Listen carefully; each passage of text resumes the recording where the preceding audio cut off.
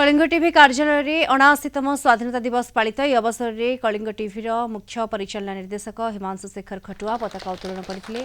उपस्थित समस्त कर्मचारी जातीय संगीत गान कर त्रिरंगा प्रति सम्मान जनाइथिले।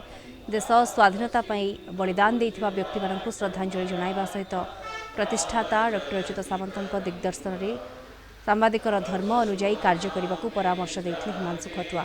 विभागीय मुख्य मानक समेत कलिंग टीवी पोर्टल के न्यूज ओडिशा एवं ओडिशा न्यूज ई पेपर समस्त कर्मचारी उपस्थित रही।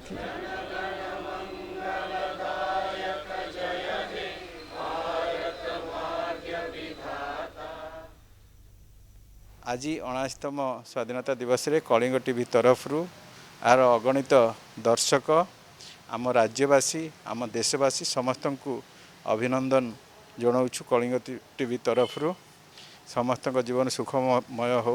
आम स्वाधीन भारत रे स्वाधीन भाव में विचरण करूँ एवं स्वाधीनतार सुरक्षा पाई बा देशर सार्वभौमत्वर सुरक्षा पाई आम गणमाध्यम सर्वदा व्रती रहू। यही भाव में कलिंग टीवी मुक्त भाव में काम करी देश गठन रे सहायक हेउ। यह आज दिन में कामना।